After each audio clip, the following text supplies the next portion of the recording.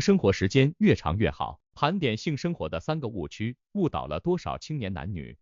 小张今年28岁，和老婆刚刚结婚1年，2个人的感情一直都很好。但是最近小张的情绪特别不好，他老婆问他怎么了，他也不说。2个人就像暗暗的较劲一样，家里的氛围特别的奇怪。那天晚上，小张的老婆主动找他谈说，你这2天到底是怎么了？感觉情绪特别不对劲，然后还不跟我说。小张想了，可能觉得确实不能自己这么憋着，所以就和老婆说，我觉得我能力不太行，咱们2个人每次同房的时间都特别短。小张的老婆也没想到他是在纠结这个问题，无奈的笑了一下，也没有吧，挺正常的，我看人家说了越长时间越好，可是我这是不是我身体有什么问题啊？也不是越长时间越好吧，你这是在哪儿看的？如果真的不放心，咱们就去医院看一看，没必要因为这种事情影响心情，过于纠结。如果真的担心，咱们明天就去医院。没什么不好意思的。小张听了他的话之后点了点头。那么关于性生活方面，真的是越长时间越好吗？在这方面存在哪些误区影响到了现在的青年男女呢？1. 性生活有什么好处？在人类的生理需求当中，有一个是非常重要的，就是夫妻生活。但是由于受到传统观念的影响，很多人在提到这个问题的时候会有些羞耻。不过当真正理解其含义之后，可以将其看作一个正常的生理需求，并且生理上有这方面的习惯，意味着属于正常的程序，而且还会对身体有好处。那么有健康的性生活对身体会有哪些好处呢？增强免疫力。很多人都不了解的是，如果夫妻之间有和谐的性生活，时间为每周1到2次的话，是可以使身体的免疫力有所增强。主要原理是在进行夫妻生活的时候，可以使身体的激素水平有所改变，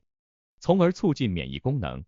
对于女性来说，身体主要分泌雌性激素，而雌性激素处在平衡的状态，是可以让身体的敏感度有所提升，从而起到保护的作用。而对于男性来说，分泌雄性激素是有利于增强心脏功能，又可以增强肌肉功能，预防疾病。对男性和女性来说，和谐的性生活是可以起到预防疾病的作用。通常情况下，在进行夫妻生活的时候是需要注意卫生的，在这种合理的情况之下，是可以促进身体体液的分泌，从而起到保护私处的作用。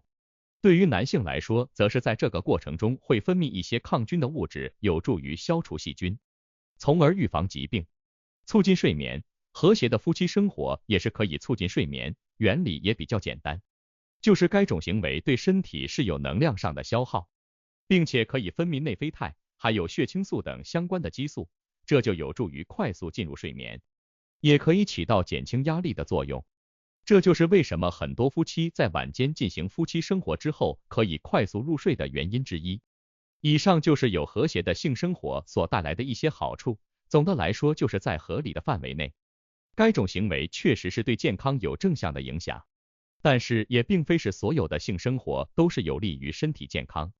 很多人都会陷入到性生活的误区当中。那么具体指的是什么呢？2. 性生活时间越长越好。关于性生活的时间长短，从多数男性的视角中认为是时间越长越好，越能够证明自己身体健康或者是个人的能力，也会以时间的长短来判断个人身体是否真的健康。如果真的时间太短了，就是会怀疑自己。小张就是出现了这样的问题。但其实关于时间长短并非是越长越好，在时间上是有一个相对的概念。健康的性生活确实是有益于身体健康，而时间就可以列为评判是否健康的标准之一。在这个过程当中，是肌肉群在运动同时，身体的各项指标也会发生一定的变化，尤其是人的心率、血压等。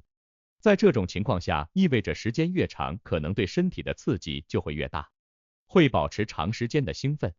那么时间过长，身体的压力就会过大，很有可能会导致血管、心脏出现问题，甚至是血压持续性的升高。所以从这个角度来说，并非是性生活的时间越长越好。所以用这一点去证实男性是否健康是过于绝对的。而关于时间这方面，有一项研究调查显示，令夫妻比较满意的时间是3到13分钟之间，时间不要太长，也不要太短，因为太短或者是太长，对于双方来说都会有不舒服的情况，所以在适当的范围内才是最好的，并没有越长越好的这种说法。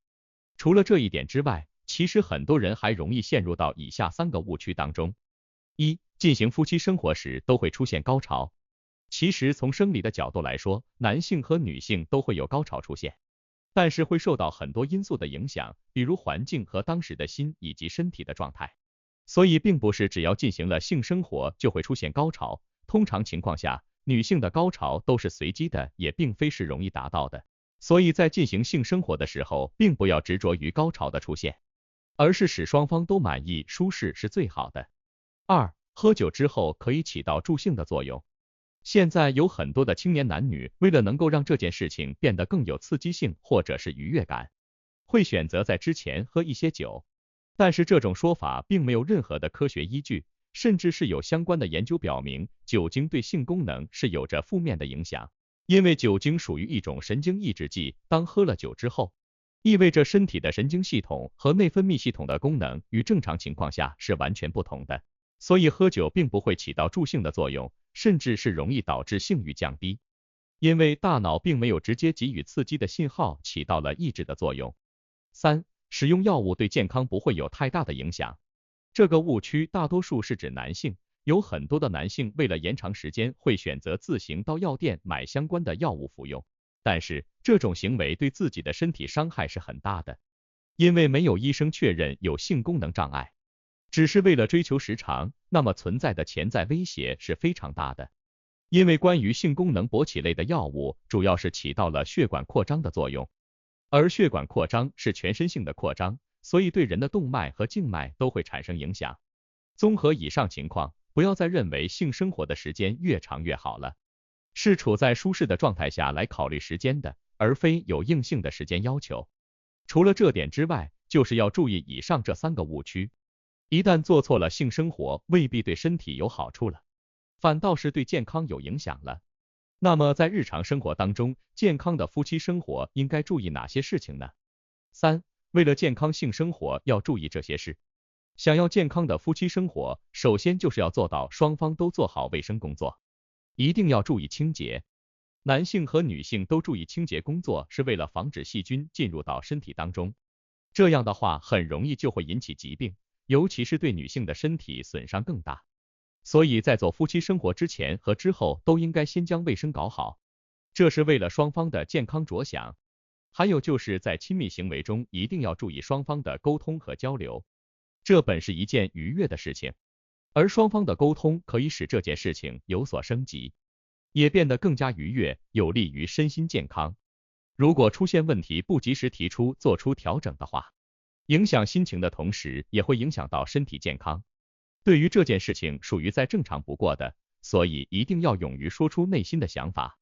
不用太过于羞耻或者是拘束，因为不表达导致的问题反倒会更多一些。还有就是要保持情绪稳定，很多人觉得性生活就是应该处在冲动激动的情绪下进行，其实本身这件事情对身体的能量就有消耗，会导致身体的各项指标有所变化。如果在这种情况下又特别容易激动的话，人的心率会增快，血压也会快速的升高，这种情况下很容易发生猝死。年轻人容易发生，对老年人来说更容易发生。所以在面对这件事情的时候，不要太过于激动，还是要控制好个人的情绪。最后一件事情就是关于频率问题，除了每一次的时间长短之外，频率也很重要，并不是说每天都要进行，健康的频率应该是1周有2到3次。但是又没有绝对的情况，因为要考虑到双方的身体情况，根据个人情况而定才是健康的选择。另外，男女双方在出现不舒适感的时候，应该马上停止。总结，有性生活对于健康来说是有正面的影响，但前提是不要走入一些误区。比如现在有很多人认为时间越长越好，其实对男女双方来说都并非是时间长了就是好了，而是在双方都舒适的情况下进行才是最好的。除此之外，关于性生活方面还有一些误区，比如在进行这件事情之前喝酒，有益于助兴，或者是盲目的吃药，这些都可能会造成性生活出现问题，或者是影响健康，还是需要谨慎一些。对于没有科学依据的事情，不要盲目相信。